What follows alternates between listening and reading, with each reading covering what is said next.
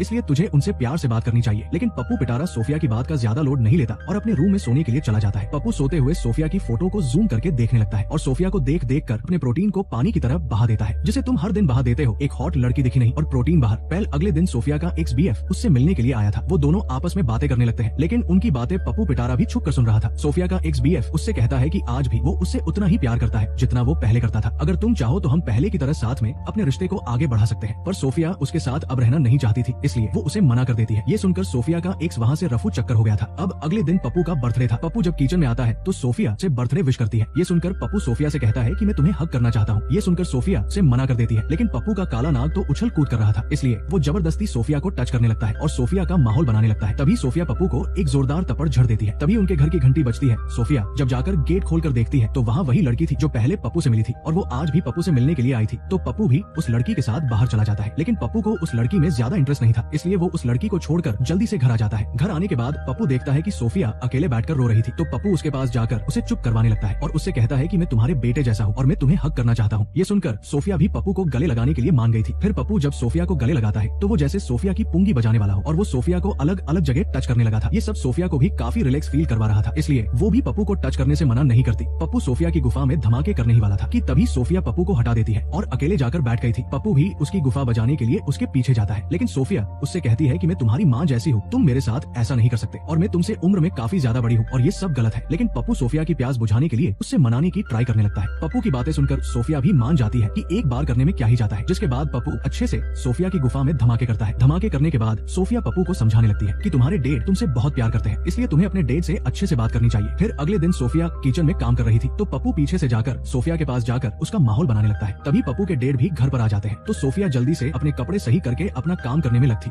David घर आकर पप्पू को बर्थडे विश करके उसे गिफ्ट भी देते हैं और पप्पू को अपने साथ डिनर पर चलने की बोलते हैं, लेकिन पप्पू गुस्से में आकर डेविड को डिनर के लिए मना कर देता है और वहाँ से चला जाता है। फिर सोफिया पप्पू पिटारा के पास जाकर उसे समझाने लगती है कि बेंचो, तुम्हारे डेड तुमसे बहुत प्यार करते हैं, तुम्हें जाकर उनसे अच्छे से बात करनी चाहिए। ये सुनकर पप्पू पिटारा अपने डेड के पास बात करने के लिए जाता है। जहाँ डेविड ड्रिंक कर रहे थे तो वो पप्पू को भी ड्रिंक करने को देते हैं। काफी ज्यादा ड्रिंक करने के बाद दोनों अपने अपने दिल की बातें बताने लगे थे, जैसे तुम तोड़ी पीने के बाद बोलने लगते हो। जहाँ पप्पू के डेड उसे बताते हैं कि उसने दूसरी शादी इसलिए नहीं करी थी कि वो उसकी मोम से प्यार नहीं करता था, बल्कि उसने दूसरी शादी इसलिए करी थी ताकि मेरी दूसरी पत्नी तुम्हारा अच्छे से ध्यान रख सके। ये कहते कहते डेविड को नींद आ जाती है। अगले दिन पप्पू पिटारा और सोफिया एक साथ बाहर गार्डन में घूमने के लिए जाते हैं, जहाँ ये दोनों काफी टाइम एक दूसरे के साथ बिताते हैं और एक दूसरे की प्यास बुझाते हैं। फिर सोफिया पप्पू को अपने घर लेकर गई, जहाँ जाकर वो पप्पू को बताती है कि उसका बच्चा छोटा था तब रोड एक्सीडेंट में मारा गया था। ये सुनकर पप्पू सोफिया की गुफा में धमाके करके शांत करता है। इसके बाद पप्पू पिटारा अपने घर आता है और कुछ सोचने लगता है, क्योंकि उसकी छुट्टियां अब खत्म हो चुकी थी और उसको अब वापस जाना था। इसलिए पप्पू अपना बैग तैयार करने लगता है और जाने से पहले सोफिया के पास जाकर उसको जोरदार तरीके से किस करके लास्ट बार ताबड़तोड़ तरीके से एक दूसरे की गुफा में धमाके करता है। सोफिया को खुश करने के बाद पप्पू अपने डेड के पास जाकर उनको अपने गले से लगा लेता है, क्योंकि अब पप्पू अपने डेड से नाराज नहीं था। फिर पप्पू पिटारा अपने डेड के घर से चला जाता है। अगले दिन सोफिया अपनी मोम से मिलने जाती है, जहाँ वो अपनी मोम को बताती है कि वो प्रेग्नेंट है। ये सुनकर सोफिया की मोम उसको गले लगाकर रोने लगती है। यहाँ हमें पता चलता है कि ये बच्चा किसी और का नहीं बल्कि पप्पू पिटारा का ही था, जिसने सोफिया की गुफा में अपना पिटारा खोल डाला था और यही इस मूवी की हैप्पी एंडिंग हो जाती है। नेक्स्ट पार्ट देखने के लिए चैनल को सब्सक्राइब कर ले। Thanks for watching.